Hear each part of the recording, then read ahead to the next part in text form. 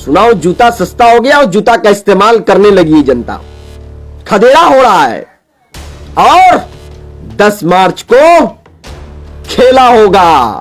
वक्त है जूता चप्पल के मालाओं से भारतीय जनता पार्टी के नेताओं का स्वागत करने का। कान खोलकर सुन लो भारतीय जनता पार्टी के लोगों, जो तुम ख्वाब देख रहे हो ना, वो तुम्हारा ख्वाब चकनाचूर होगा। क्या समझ लिया भाई? क्या समझ लिया है? कि जुमलेबाजी करोगे, लोग उनके परिजन नहीं भूले, वो दिन याद है। मोदी जो सबसे बड़ा मदारी है, बहरूपिया है, हिटलरशाही चाल चलते हुए पुलिस से पिटवाती है, मारती है। नौजवान रोजगार मांगते हैं, उनको लाठी से पीटा जाता है, उनको लाठी दी जाती है। 10 लाख का सूट, 5 लाख का बूट, और बोलते हो लंबी लंबी झूठ। ये जो अयोध्या, मथुरा, हिंदुस्तान और पाकिस्तान शमशान कब्रिस्तान कर रहे हैं, अपने अडानी अंबानी को कर रहे हो माला माल और देश को कर रहे हो कंगाल। एकत्रित हो चुका है जाट। भारतीय जनता पार्टी की उससे लगेगी वाट। इसलिए मेरा भारत महान है, इसलिए मेरा भारत महान है। जय हिंद साथियों, मैं आपका भाई अंजारुल हक कमरी। साथियों, आज मैं बात करूंगा देश के 5 राज्य में चल रही चुनाव को लेकर, खास तौर पर उत्तर प्रदेश को लेकर के भारतीय जनता पार्टी और उनके नेता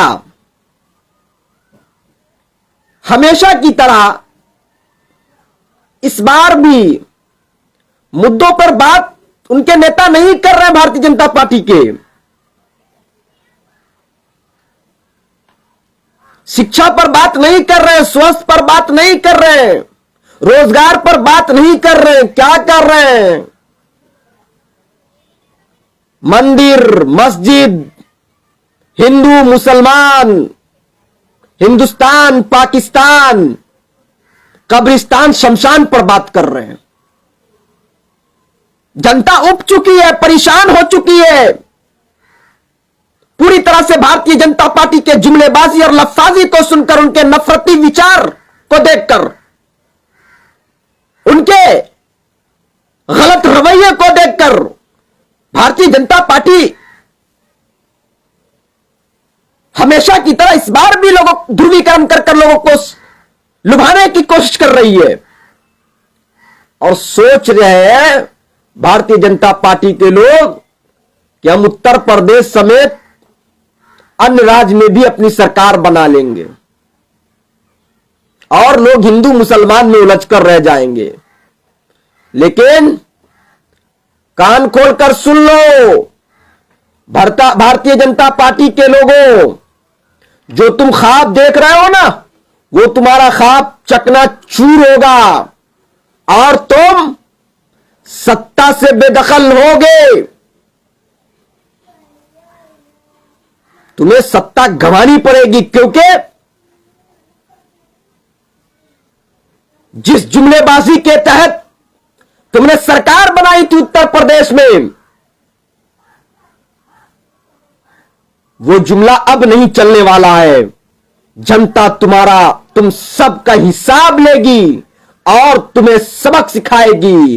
और उत्तर प्रदेश की जनता एकजुट होकर सेकुलर पार्टी को वोट करेगी और भारतीय जनता पार्टी पर जोरदार चोट करेगी। क्या समझ लिया भाई? क्या समझ लिया है कि जुमलेबाजी करोगे, लोगों को भ्रमित करोगे, जातिवाद कार्ड खेलोगे, हिंदुस्तान पाकिस्तान करोगे, हिंदू मुसलमान करोगे, शमशान कब्रिस्तान करोगे, लोग तुम्हें वोट दे देंगे। लोग होशियार हो चुकी है उत्तर प्रदेश की जनता, देश की जनता, और इस बार हिंदुस्तान और पाकिस्तान के नाम पर वोट ना कर शिक्षा के नाम पर वोट करेगी जनता। इस बार उत्तर प्रदेश की जनता हिंदू मुसलमान के नाम पर वोट नहीं कर बेहतर स्वास्थ्य व्यवस्था के नाम पर वोट करेगी। इस बार उत्तर प्रदेश की जनता शमशान कब्रिस्तान के नाम पर वोट ना करके रोजगार के नाम पर वोट करेगी। इस बार उत्तर प्रदेश की जनता जातिवाद के नाम पर वोट ना करके महिलाओं के सुरक्षा के नाम पर वोट करेगी।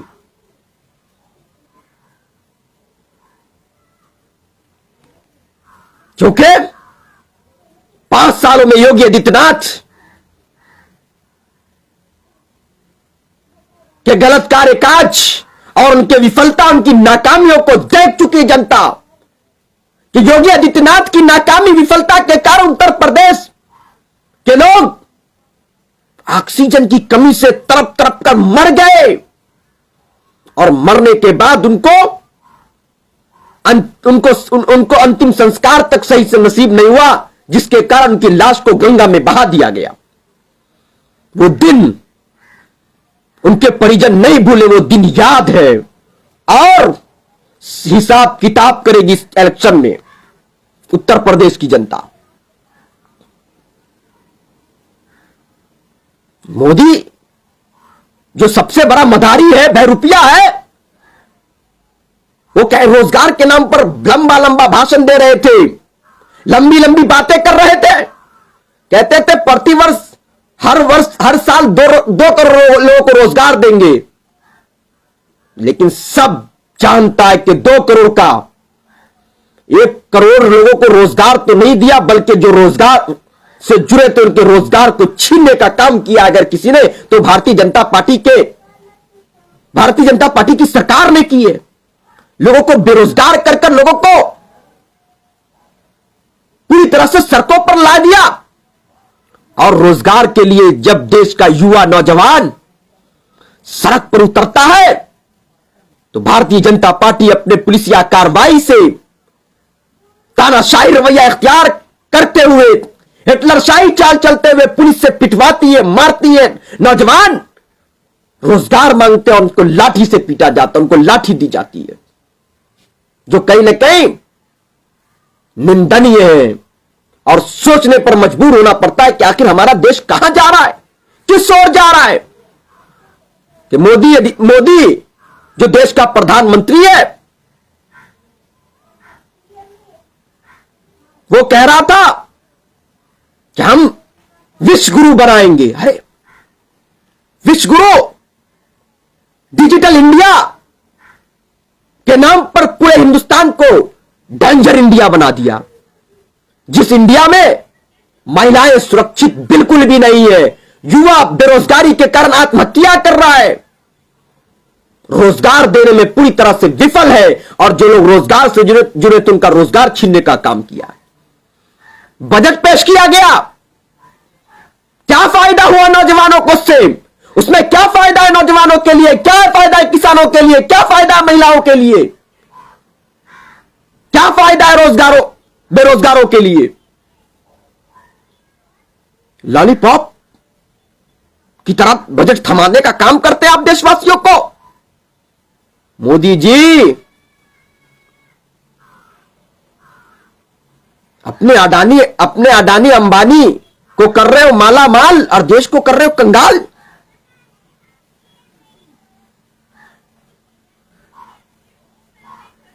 $10 लाख का सूट, 5 लाख का बूट, और बोलते हो लंबी लंबी झूठ। क्या समझ लिया है कि जिससे देश चलेगा? बोलने से देश नहीं चलता है, देश चलाने से चलता है। और इसको सिद्ध करके अगर किसी ने दिया था तो मनमोहन सिंह ने दिया था। मनमोहन सिंह बोलते कम थे, लेकिन सही तरीके से, पूरी तरह से ईमानदारी से देश को चलाने का काम कर रहे थे। आपकी तरह फेकम फाकी, जुमलेबाजी, लफ्फाजी करने का काम वो नहीं कर रहे थे, क्योंकि वो एजुकेटेड, तालीम याफ्ता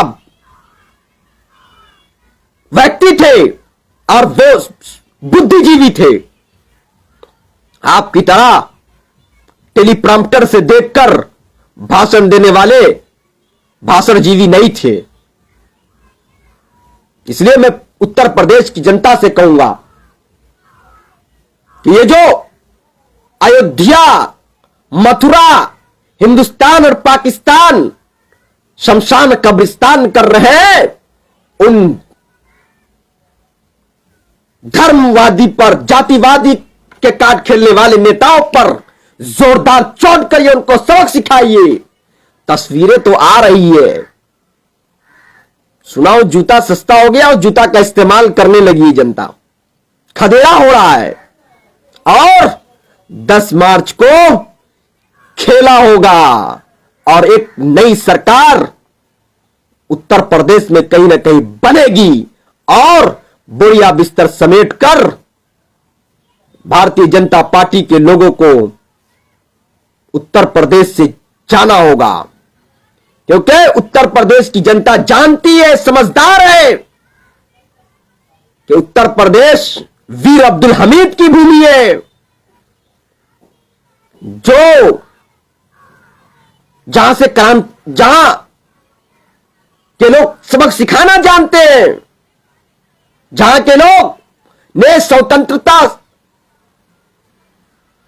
सेनानी बनकर जंग आजादी में बढ़ चढ़कर हिस्सा लिया और अंग्रेजों को खदेड़ा, उसी तरह उनकी औलाद भारतीय जनता पार्टी को उत्तर प्रदेश से खदेड़ेगी और उत्तर प्रदेश से भगाएगी, क्योंकि ये लोग कहीं ना कहीं अंग्रेजों के चेले अनुयायी है, जो अंग्रेजों के नक्शे कदम पर चलकर देश को बांटने का काम कर रहे हैं, देश को तोड़ने का काम कर रहे हैं, आपसी स्वार्थ को खराब करने का काम कर रहे हैं, हिंदू मुसलमान के नाम पर लड़ाने का काम कर रहे हैं। लेकिन हम लोग लड़ने वाले नहीं हैं इन नफरतबाजों के नफरत की प्रोपेगेंडा पर, बल्कि हम तो कहते हैं हिंदू मुस्लिम सिख ईसाई आपस में हम सब भाई भाई, भाई भाई थे, भाई भाई हैं, भाई भाई बनकर रहेंगे, क्योंकि मैं कहता हूं अनेकता में एकता इस देश की शान है, इसलिए तो मेरा भारत महान है।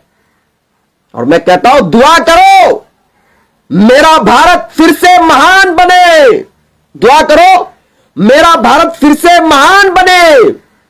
हर हिंदू विवेकानंद तो हर मुसलमान कलाम बने, हर मुसलमान कलाम बने, और यह तब मुमकिन होगा कि हम सब लोग इन नफरती चिंटू, इन नफरती पार्टी जो भारतीय जनता पार्टी है, उनके नेताओं के नफरती प्रोपेगेंडा में न फंसकर हम लोग सूझबूझ से काम लेंगे और उनको वोट की चोट देकर उनको सत्ता से बेदखल करेंगे, सत्ता से भगाएंगे। हमें उम्मीद है कि उत्तर प्रदेश की जनता वो दिन भूली नहीं है, वो दिन उन्हें याद है कि योगी आदित्यनाथ के नकारेपन की वजह से, उनकी नाकामी की वजह से कितनों ने अपने परिजनों को खो दिया, अपने रिश्तेदारों को खो दिया, अपने को बीवी ने शौहर को खो दिया, शौहर ने बीवी को खो दिया, बाप ने बेटे को खो दिया, बेटे ने बाप को खो दिया, ऑक्सीजन की कमी की वजह से, योगी आदित्यनाथ की विफलता की वजह से। और जब मर गए तो उनको सही से अंतिम संस्कार तक नसीब नहीं हुआ, लाश को बहा दिया गया। इसलिए वक्त है हिसाब लेने का। आप ऑक्सीजन प्लांट के नाम पर वोट करिए, बेहतर स्वास्थ्य व्यवस्था के नाम पर वोट करिए, बेहतर हॉस्पिटल निर्माण के नाम पर वोट करिए, बेहतर शिक्षा के नाम पर वोट करिए, जातिवाद के नाम पर नहीं, हिंदू मुसलमान के नाम पर नहीं, हिंदुस्तान पाकिस्तान के नाम पर नहीं, शमशान कब्रिस्तान के नाम पर नहीं, बल्कि अपने बेहतर भविष्य की खातिर वोट करिए, अपने बेहतर भविष्य के नाम पर वोट करिए। और जो भारतीय जनता पार्टी ने आपके भविष्य के साथ खिलवाड़ करने का काम कर रही है, इसलिए सबक सिखाइए, सेकुलर पार्टी को वोट करिए और भारतीय जनता पार्टी पर जोरदार चोट करिए, सेकुलर पार्टी की सरकार बनाइए और भारतीय जनता पार्टी को सत्ता से हटाइए, सत्ता से हटाइए। वक्त है, वक्त है हिसाब लेने का, वक्त है भारतीय जनता पार्टी के नेताओं को सबक सिखाने का, वक्त है जूता चप्पल के मालाओं से भारतीय जनता पार्टी के नेताओं का स्वागत करने का और उनको अपने इलाके से भगाने का, क्योंकि आप 5 साल तक ये लोग जीतकर आपके दुख दर्द में शरीक नहीं होते, आपका दुख दर्द बांटने नहीं आते। 5 साल जब बीत जाता है तो फिर चेहरा बनाकर और जातिवाद कार्ड लेकर हिंदू मुसलमान के नाम पर आपसे वोट मांगने आ जाते हैं। इसलिए बटिए नहीं, आप लोग एकत्रित होकर वोट करिए और भारतीय जनता पार्टी पर जोरदार चोट करिए। एकत्रित, जिस तरह एकत्रित हो चुका है जाट, भारतीय जनता पार्टी की उससे लगेगी वाट।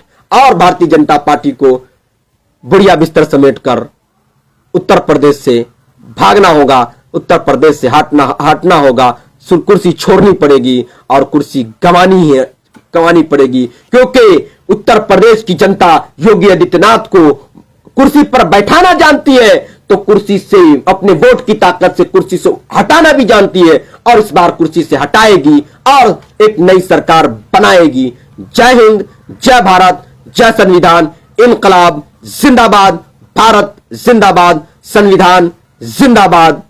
फिर मैं कहूंगा कि आप लोग होशियार रहिए और महिला सुरक्षा के नाम पर वोट करिए, क्योंकि महिला सबसे ज्यादा अपमानित अगर हुई है, महिलाओं के साथ सबसे ज्यादा दुष्कर्म हुआ है, तो भाजपा की सरकार, योगी की सरकार में हुआ है महिलाओं का अपमान। क्योंकि लखीमपुर खीरी, हाथरस और उन्नाव की घटना सबके सामने है कि किस तरह से हाथरस के अंदर कांड हुआ, और बलात्कारियों को बचाने के लिए, दुष्कर्मियों को बचाने के लिए, मुजरिमों को बचाने के लिए रात के अंधेरे में उसका दाह संस्कार कर दिया गया। इसलिए सभी हिंदू, मुस्लिम, सिख, ईसाई सब लोग मिलकर भारतीय जनता पार्टी को सबक सिखाइए और उनको सत्ता से हटाइए।